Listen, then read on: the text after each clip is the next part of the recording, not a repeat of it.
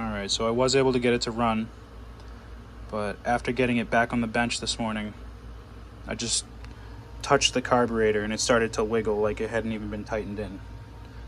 So I went back to the parts car that I had sourced the carburetor replacement from, and I looked at the retainer for the carb and noticed the difference between the two. This kind of looks like a Traxxas one, but it just doesn't have enough thread for the nut to lock the carb into place. So looking at this one, I think that I'll have better luck using a different retainer. So I'm gonna try this and be sure that the servo isn't gonna move the carburetor with this new retainer. So I'm gonna go ahead and pull the engine, get the carburetor locked in, reseat the engine, and then do an electronics test. I gotta get this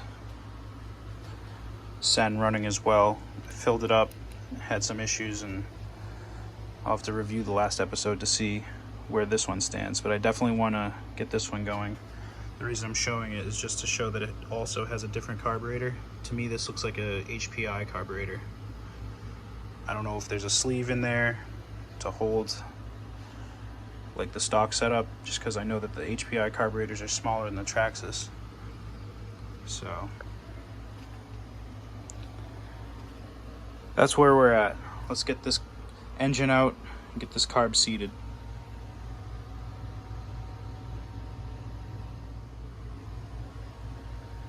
Alright, so after test fitting and observing the space that grips the carb to retain it, and observing the difference between the original retainer and the new one has much more of a bite to hold the carburetor based off of the threads. So if this one was had a little more threads on it, it would be able to grip, and that's probably why the old carburetor was slipping around in that plastic sleeve. So I'm gonna go ahead and get this carb in here and see how it feels.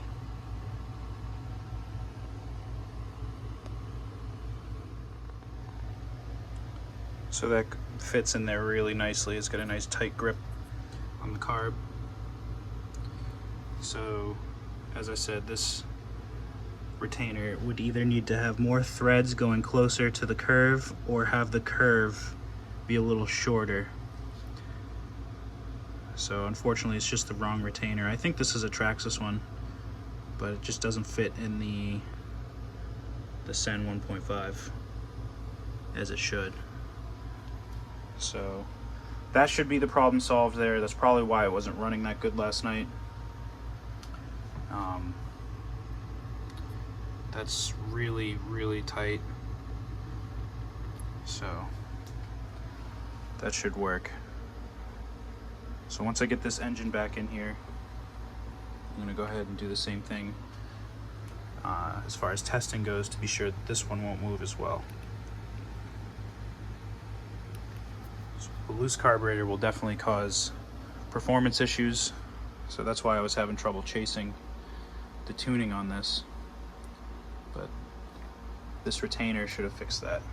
So now that's another issue I know about, especially with cars that have interchangeable parts.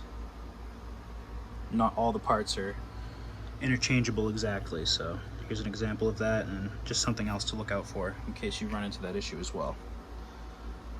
Let's get this motor back in.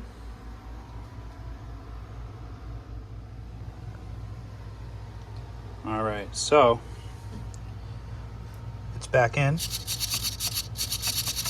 see no flex in the carb retaining, so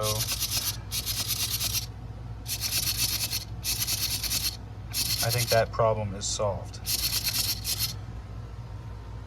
So I'm going to do some bench testing, get this thing started, see if I can get it to idle for a little bit, And then I'm going to do the same thing for this other one over here, just to be sure that it works, so I can take them both out and test them. I didn't get to run this one much because I was really working on this one, but I think that after all this time I've worked out the bugs. Just when you think you have things settled, it's usually when things start. So that was the case here, and I think that's fine. It's pretty amazing that these old servos are still working as good as they are. So yeah, let's get this thing fired up.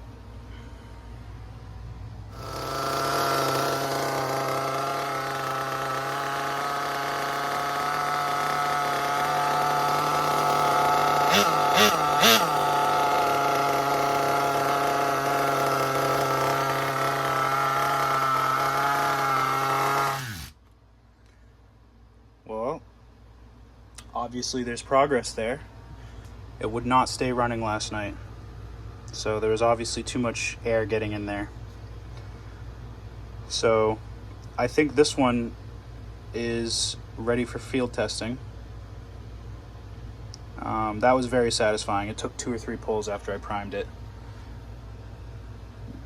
3 pulls at most. And I'm sure it would have continued to idle and sit there and purr. So I'm gonna go ahead and give this second one a once over, see if we can get these both out for field testing.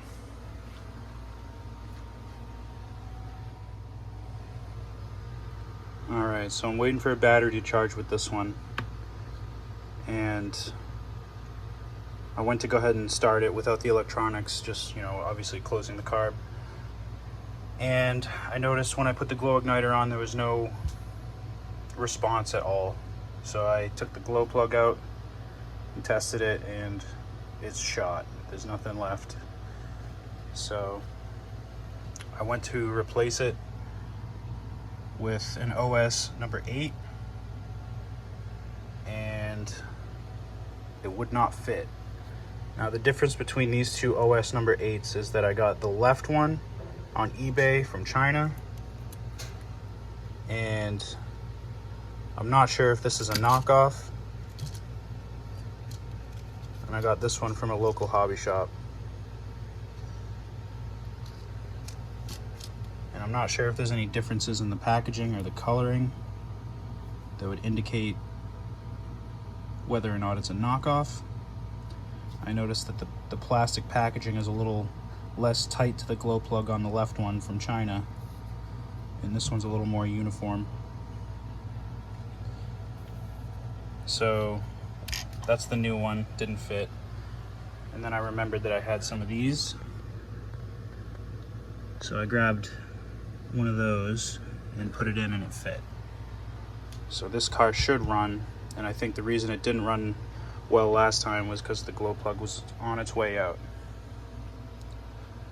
So now that there's a new glow plug in here, I'm gonna go ahead and see if I can bench start it, and if it is successful in this regard, we'll take it out for some field testing with the other one that's got the kinks worked out.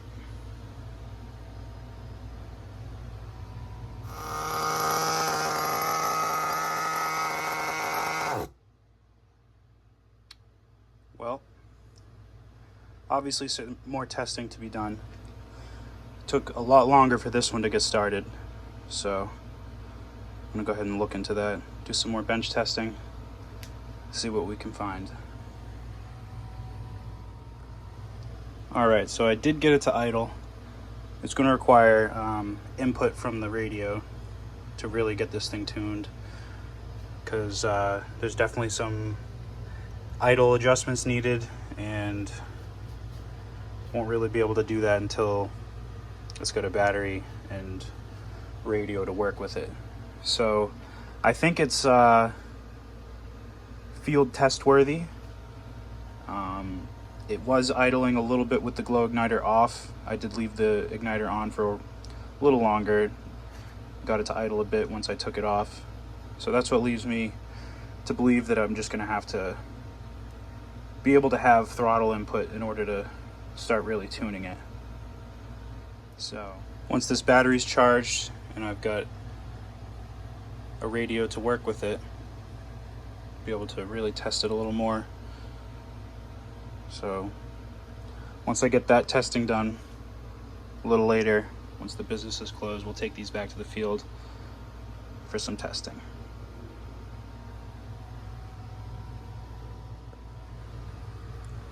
Got a battery charged, but I'm noticing movement here. The whole engine moves.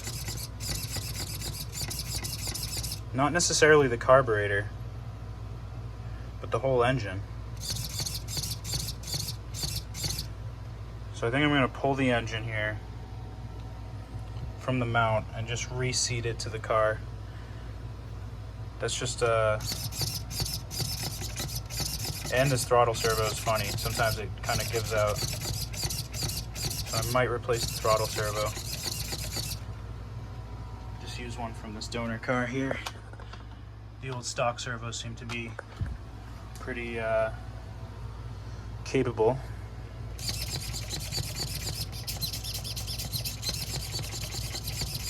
I don't know, I don't like that movement. Let's look into that.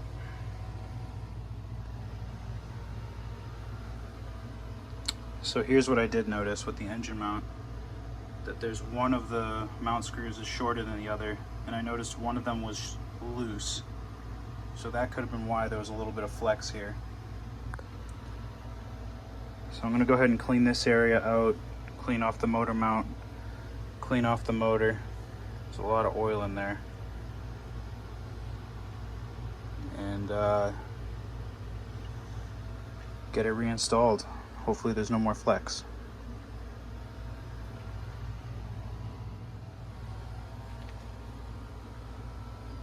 Got things cleaned up. Gonna source the right screw from somewhere over here. Get things reinstalled.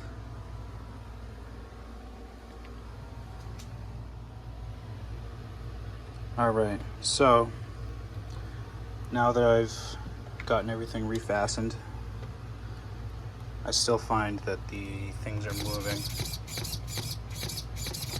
Maybe not as much. Maybe it's just the carburetor.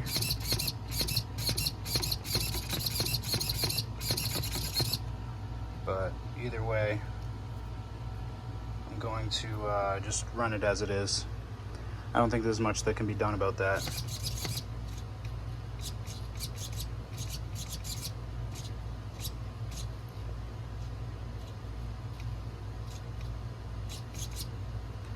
So that's that. Bench testing is complete for now. We'll get these out to the field. Starting with this one.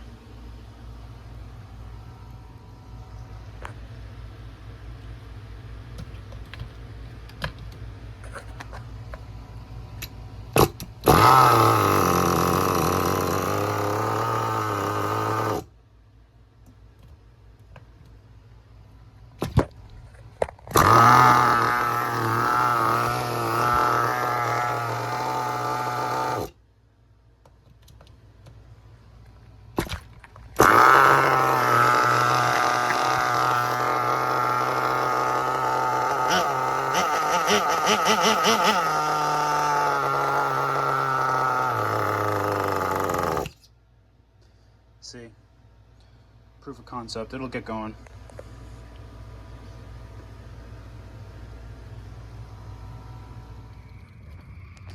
Alright, so we're out in the field. The goal here is just to get a couple runs in, make sure the car runs as it should, and hopefully have enough time before the lights shut off to do the same for this one. So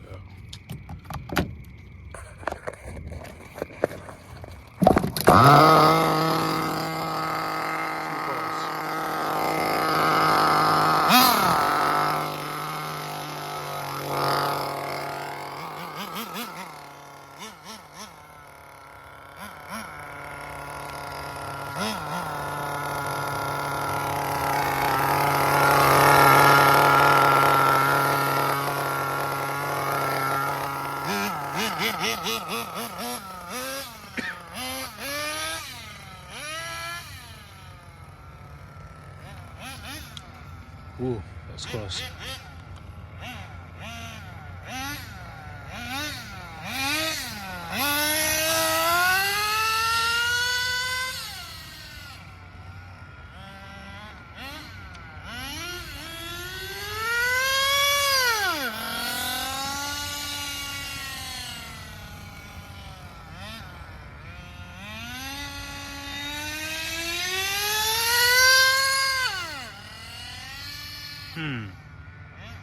Interesting.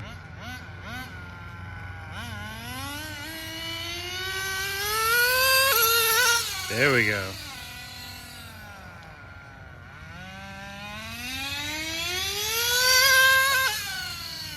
Oh, maybe it was just hitting the manhole cover.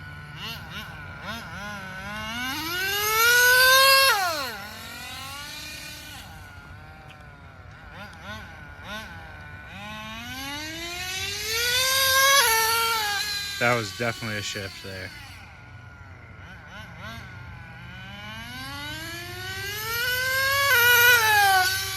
There we go.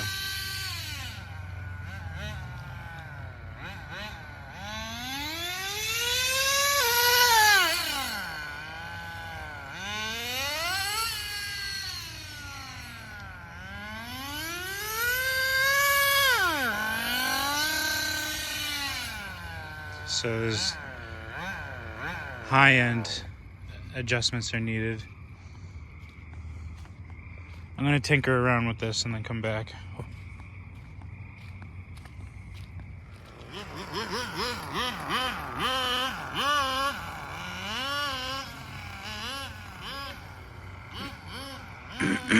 So the Honda, I was able to get it to drive and shift, but it just requires more tuning in the engine. I'm sorry, to the carburetor than I have time for.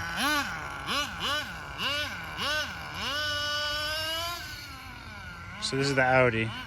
With the new glow plug, it started right up.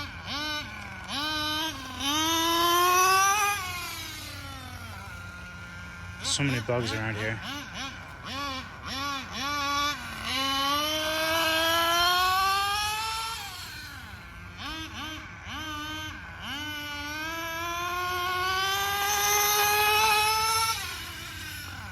Hasn't shifted yet. Uh-oh.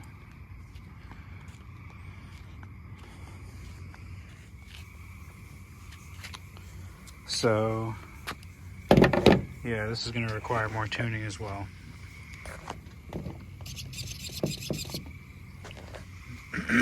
The wiggle hasn't increased, and the carburetor on this one is still strong, so that issue is resolved. So I know that this one just needs to be tuned. Like I said, the lights are going to be shutting off pretty soon. I think they'll stay on for the cycle of the sprinklers, so I'm going to try to get this going again.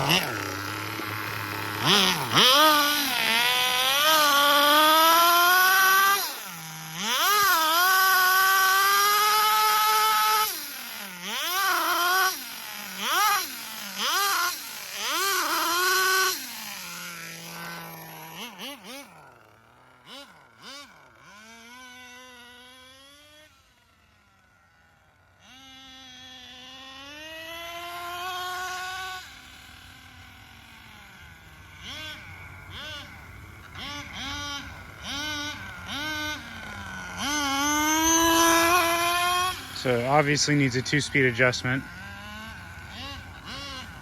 And an idle, or just a carburetor adjustment in general.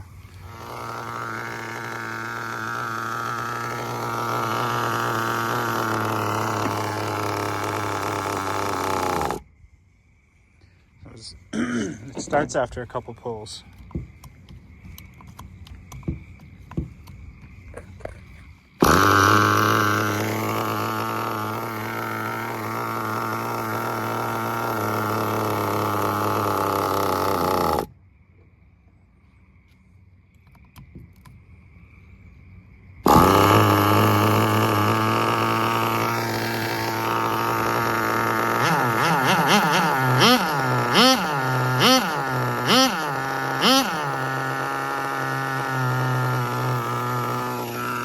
Trying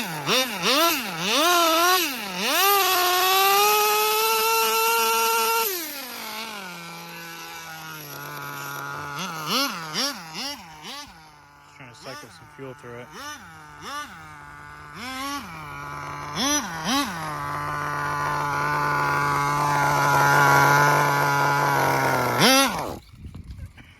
Yeah, so that's going to require more tuning than I have time for here tonight, but at least I know that this one starts and can be tuned, and I know that the shift point on the other one is okay, but I don't want to adjust it. It could be a little looser. I don't want to adjust it until I get the engine tuned proper, because with the new carburetor it might allow for more power, and I might get, it might be an inappropriate fit for the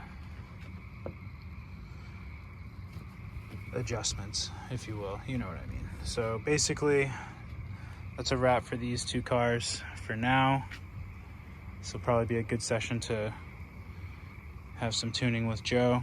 He's got a couple of these too, so it'll be fun to race them. But yeah, we'll get to driving some other cars just for the meantime, because I've got some other cool stuff that I haven't gone over yet.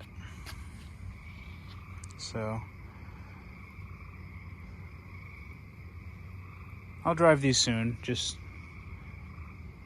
not right away. Definitely want to step back and come back with a fresh perspective now that I've gotten those carburetor issues worked out. So stay tuned. You'll be seeing these in the near future, and definitely some other cool stuff as well.